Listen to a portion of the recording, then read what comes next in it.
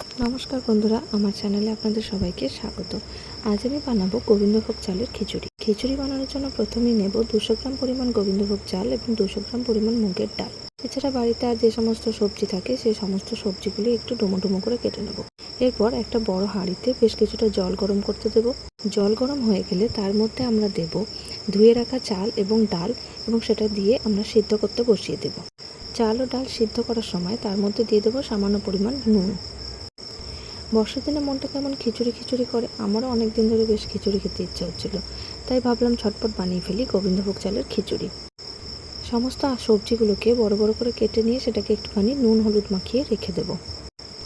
নুন হলুদ মাখানো হয়ে গেলে একে একে আমরা আলু, ফুলকপি এবং আরও যা যা সবজি রয়েছে সেগুলোকে ভেজে নেব। নুন হলুদ মাখিয়ে রাখা আলুগুলোকে এবার আমি আস্তে আস্তে করে ভেজে নেব। খুব ভালো করে লাল করে আলুগুলোকে ভেজে নেব, তাহলে স্বাদটা খুব ভালো হয়। এবং এরপর আলুগুলোকে তুলে আমি ওই চাল ও ডালের মিশ্রণের মধ্যে দিয়ে দেব।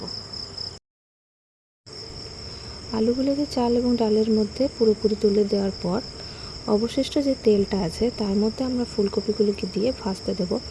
ফুলকপিগুলোকে মোটামুটি লাল হওয়া পর্যন্ত ভাজার জন্য অপেক্ষা করব। এরপর বিনস এবং গাজরগুলিকেও পরপর ভেজে নেব। গাজর এবং বিনস এগুলো ভাজা হচ্ছে, অন্যদিকে মাকে বললাম একটুখানি আদা বেটে দাও, আদা বাটাও তো প্রয়োজন।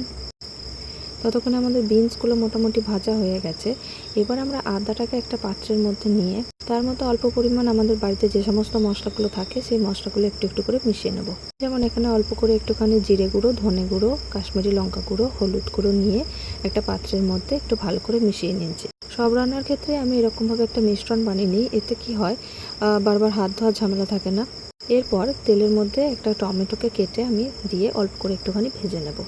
টমেটো ভাজা হয়ে গেলে তার মধ্যে আগে থেকে যে মশলাটা বানিয়ে রেখেছিলাম সেই মশলার পেস্টটা দিয়ে খুব ভালোভাবে নাড়াচাড়া করে মশলাটাকে কষিয়ে নিতে হবে। মশলা কষানোর সময় চেষ্টা করবেন একটুখানি নুন দিয়ে কষানোর, তাহলে জল দিতে হবে না এবং নুনটা দেওয়ার জন্য মশলাটা খুব ভালোভাবে কষানো হবে। মশলা কষানো হয়ে গেলে ওই বাটিটা ধুয়ে সামান্য একটুখানি জল দিয়ে দিলাম। এরপর মশলাটিকে আরও ভালোভাবে আমি বেশ কিছুক্ষণ কষিয়ে নেব, যতক্ষণ না সে মশলা থেকে তেল ছেড়ে যাচ্ছে। আমার মশলা থেকে প্রায় তেল ছেড়ে গেছে এবং তার মধ্যে আমি আগে থেকে ভেজে রাখা সবজিগুলো দিয়ে আর একবার ভালো করে নাড়াচাড়া করে নেব।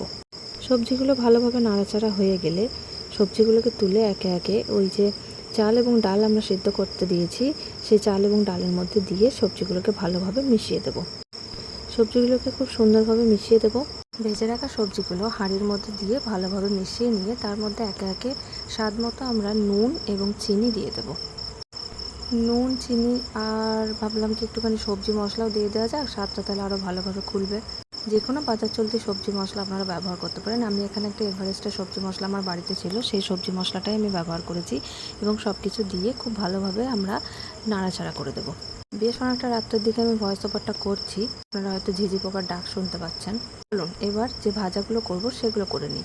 খিচুড়ির জন্য আমার প্রথম পছন্দ আলু ভাজা এবং বেগুন ভাজা, আর আমার হাজব্যান্ডের পছন্দ পাঁপড়। তো সেগুলো সবই একে একে করা হলো। আলু ভাজা, বেগুন ভাজা হয়ে গেছে। ফোড়নের জন্য সরষের তেলে অল্প পরিমাণ শুকনো লঙ্কা, গোটা জিরে এবং তেজপাতা দিয়ে একটু ফোড়ন দিয়ে নেওয়া হয়েছে। চলুন খিচুড়ি তৈরি, এবার গরম গরম পরিবেশন করে ফেলা যাক। যে সমস্ত ভাজাভুজিগুলো করেছিলাম, আলু ভাজা, বেগুন ভাজা, এবং তার সঙ্গে আমরা অল্প করে একটুখানি গন্ধরাজ লেবু, একটুখানি ঘি ছড়িয়ে নিলাম, খেতে ভালো লাগবে। তাহলে আর দেরি কিসের, আপনারাও বাড়িতে বানিয়ে ফেলুন গোবিন্দভোগ চালের খিচুড়ি। আবার দেখা হবে অন্য একটি রান্না নিয়ে। সকলে ভালো থাকবেন, ধন্যবাদ।